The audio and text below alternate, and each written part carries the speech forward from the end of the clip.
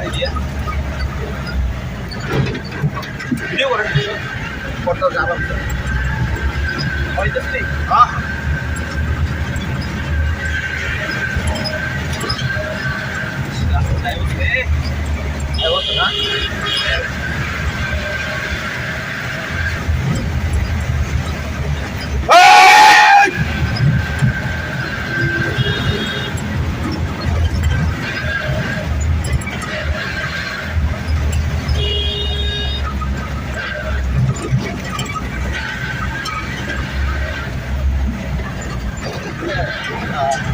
এখন pick up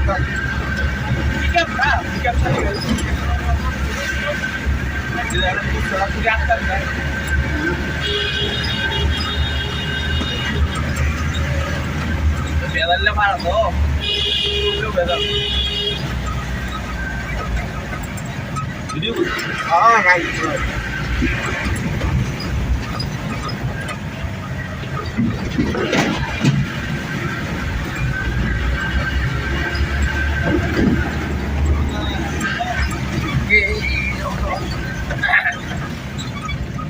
গাড়ি মন্দির গাড়ি হয়েছে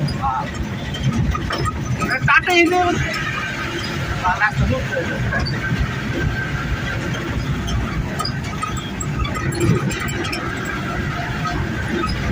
আছে ভালো লাগছে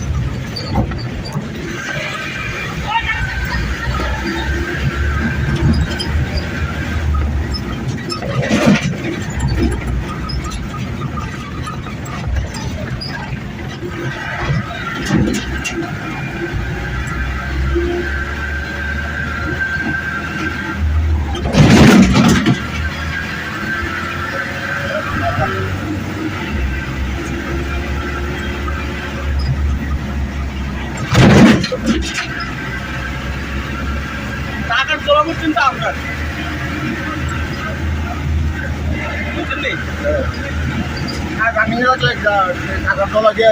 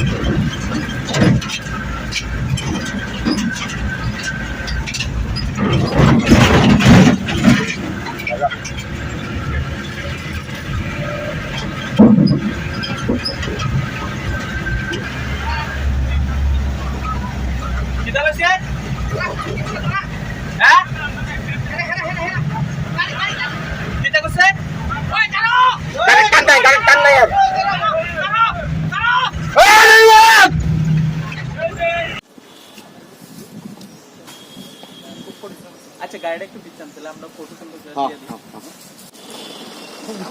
কি এলো কোন স্যার ওই দিনকে নিউজটা পাইছেন নি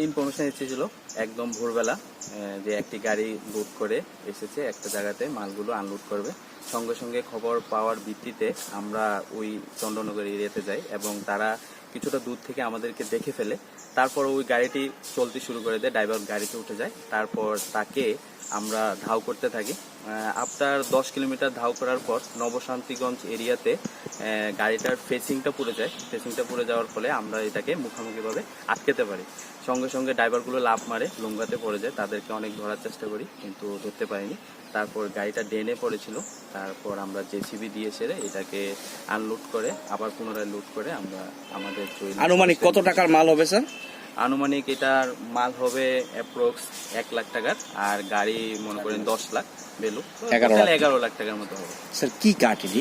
এগুলো কনক টিম্বার। হ্যাঁ, আর আমাদের কাছে খবর এসেছিল এইগুলো জম্পুজলার দিকে থেকে এনেছিল। কাউকে কি কোনো গ্রেপ্তার করা হয়েছে? না, কাউকে গ্রেপ্তার করতে পারিনি, তারা জঙ্গল থেকে পালিয়ে যায়, তাদেরকে খুব ধরার চেষ্টা করেছিলাম। স্যার আপনি বন দপ্তরের কোন পদে আছেন, আপনার নামটা? আমি ডিউটি অফিসার, এফপিউ জম্পুজলা। নামটা স্যার? সুকান্ত দাস।